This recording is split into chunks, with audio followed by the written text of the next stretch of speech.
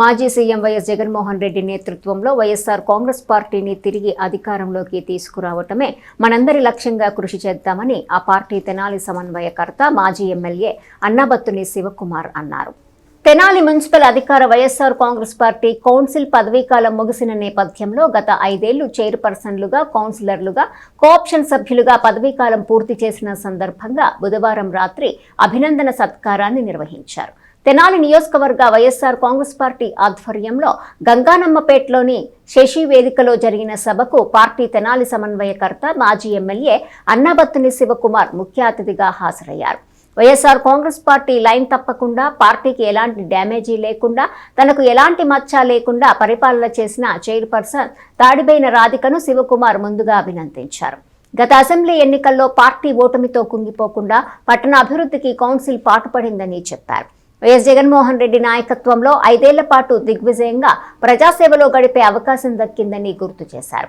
శాసనసభ్యుడిగా నియోజకవర్గంలో గతంలో ఎన్నడూ లేని విధంగా 1800 కోట్ల సంక్షేమాన్ని అందించే అవకాశం తనకు కలిగినట్టు చెప్పారు. ఓసీలకు రిజర్వ్ చేసిన తెనాలి మున్సిపల్ చైర్పర్సన్ పదవిని ముస్లిం మైనార్టీలకు కేటాయిస్తానని 2019 అసెంబ్లీ ఎన్నికల ముందు తాను ప్రకటించినట్టు శివకుమార్ గుర్తు చేశారు. ఆ ప్రకారం తొలిగా ముస్లిం మైనార్టీకి చెందిన సయ్యద్ ఖలేదా నసీం, తర్వాత బీసీ వర్గానికి చెందిన తాడిబోయిన రాధికకు చైర్పర్సన్గా అవకాశం కల్పించినట్టు చెప్పారు. 2014 అసెంబ్లీ ఎన్నికల తర్వాత ఎలాంటి ఒడిదుడుకులు లేకుండా పూర్తికాలం వైసీపీ కౌన్సిల్ నడిచేందుకు తాడిబోయిన రమేష్ కృషి చేశారని చెబుతూ ఆయన్ను అభినందించారు. అనంతరం చైర్పర్సన్, వైస్ చైర్మన్లు, వైఎస్ఆర్సీపీ కౌన్సిలర్లు, కోఆప్షన్ సభ్యులను శివకుమార్ సత్కరించారు. ఈ కార్యక్రమంలో పార్టీ కార్యకర్తలు, నాయకులు పాల్గొన్నారు.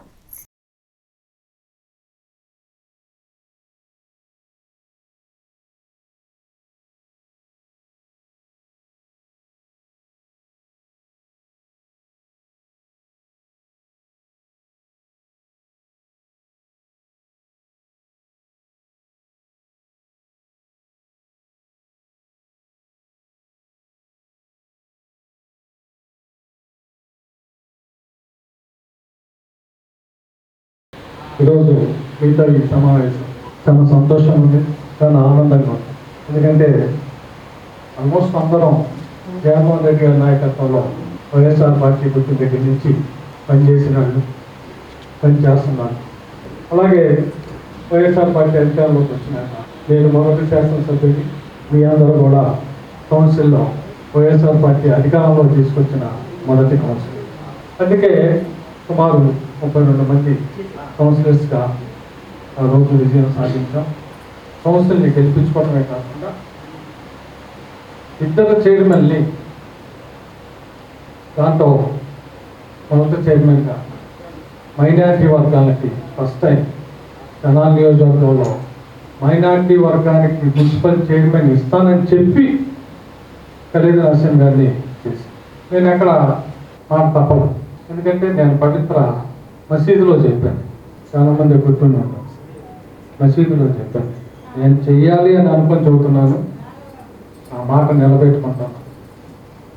ఇది నేను చెప్పేది ఎలక్షన్స్ ముందు, శాసనసభ ఎలక్షన్స్ ముందు. అలాగే తర్వాత నాకు ఎన్నో పదవులు వచ్చింది. మున్సిపల్ చైర్మన్ ఓసీ మహిళ అయింది. సో ఎక్కడ నిజంగా అలాగే ఖలీదా నసీం గారు యాక్చువల్ పాపం రమేష్నే చేసేవాడు, మహిళ అయింది కాబట్టి ఆప్షన్ రాధిక గారికి వచ్చింది. ఎందుకంటే రమేష్కి డెఫినెట్గా నేను రమేష్ని చూసింది లాయక్ అంటే రెండో క్వశ్చనే లేదు, రెండో క్వశ్చన్ కూడా లేదు. మొదటి నుంచి కాంగ్రెస్ ఫ్యామిలీ, పార్టీ పుట్టిన దగ్గర నుంచి వైఎస్ఆర్ సమర్థవంతంగా పార్టీ లైన్ దాటకుండా,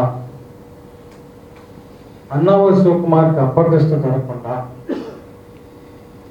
వైఎస్ఆర్ పార్టీకి డ్యామేజీ జరగకుండా రాజకీయ నాయకురాలుగా వ్యవహరించిన రాధికని అభినందిస్తాను. గుండె చేసుకొని శాసనసభ్యుడిగా పనిచేసే సంవత్సరంలో నా నియోజకవర్గంలో జగన్మోహన్ రెడ్డి గారు ఆశీస్సులతో 1800 18,500 కోట్ల రూపాయలు సంక్షేమం వేయటం అంటే బహుశా దేశ చరిత్రలో ఇంకే ముఖ్యమంత్రికి ఏ ఎమ్మెల్యేకి అలాంటి అవకాశం రాదు అని గుండె మీద చేసుకుంటాం. నాకు అనుమానం లేదు. మీరైనా నేనైనా పార్టీలో పనిచేసిన ఏ స్థాయిలో వాళ్ళమైనా ఈ 2 సంవత్సరాల్లో పార్టీ ఓడిపోయినాక మనం ఏం పగలు తీసాంరా ఈ పార్టీలో? ఓడిపోయాం అని చెప్పి చింతించ కూర్చున్నాం. మళ్ళీ పార్టీ వస్తుందా రాదా అని దిగులతో కూర్చున్నాం.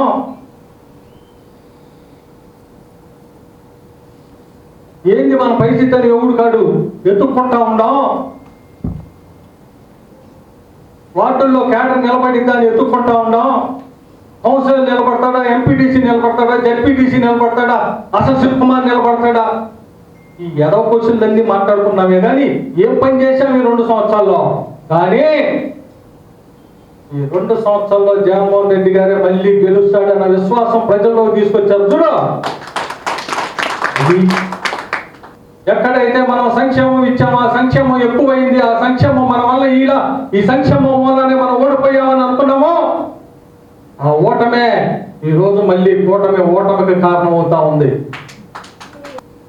మనం అధికారంలో ఉన్నప్పుడు ప్రజలకు సంక్షేమం ఇచ్చిన రోజు ఇంత బాగా సంక్షేమం ఇచ్చామే, ఇంత బాగా ప్రజలు చూసుకున్నామే. ఒక కౌన్సిలర్ గా నిజంగా నేను గర్వపడతా ఉన్నా ఇక్కడ ఉన్న మీ అందరిని చూసి. 32 మందిలో 40 మంది ఆ రోజు కౌన్సిలర్ క్యాండిడేట్ తో సహా. కరోనా జరిగితే నేను భయపడలా, మీరు భయపడలా. నాకు తెలిసి తెనాలి చరిత్రలో ఇక్కడ ఉన్న అభ్యర్థికి మించి ఎవడు సర్వీస్ కూడా చేయలే వార్డుల్లో. ధైర్యంగా చెబుతానే ఇక్కడ ఉన్న మీ అందరూ ఎవడు భయపడరు.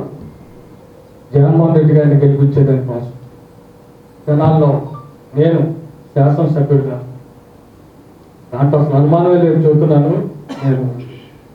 మీరు చూస్తారు ఈ తెనాల్లో, గుంటూరు జిల్లాలో ఈ తెనాలి వైఎస్ఆర్ పార్టీ రెపరెపలకి ఇది నాంది ఉంది. డెఫినెట్గా మీ అన్నబాబు శివకుమార్ మీ కుటుంబానికి ఉపయోగపడతాడని మీరు రాసి పెట్టుకోండి. చేసి చూపిస్తుంది. మీరు కూడా పార్టీకి ఆధారంగానే ఉండాలని మనస్ఫూర్తి కోరుకుంటూ తెనాలి వైఎస్ఆర్ పార్టీ చైర్పర్సన్ని చివరి రోజు వరకు అధికారంలో ఉండే విధంగా రాజకీయం చేసినందుకు సోదరు రమేష్ను కూడా అభినందిస్తూ ఇంకెక్కడి నుంచి మళ్ళీ ఈ మాస రాజకీయం బిగించేసి రాజకీయాల్లో మళ్ళీ అనంతరం రాబోయే రోజుల్లో జగన్మోహన్ రెడ్డి గారి గెలుపు కోసం అందరం కలిసి పనిచేసే విధంగా చేయాలని మనస్ఫూర్తిగా కోరుకుంటూ డెఫినెట్గా నేను గర్వంగా ఫీల్ అయ్యేది తెలుసా, నా ఇంటేర్ రాజకీయ చరిత్రలో జగన్మోహన్ రెడ్డి గారి లాంటి నిఖార్సైన నాయకుడి దగ్గర నేను ఉన్నందుకు ఫీల్ అవుతాను. జగన్మోహన్ రెడ్డి గారి నాయకత్వంలో పనిచేసేదానికి, జగన్మోహన్ రెడ్డి గారి నాయకత్వంలో ఎమ్మెల్యే అయినందుకు, జగన్మోహన్ రెడ్డి గారి నాయకత్వంలో రేపు పొద్దున క్యాబినెట్లో ఉండేందుకు కూడా ఇదిగోనే చెబుతాను. ఎందుకంటే ఆయన అంత నమ్మేయండి.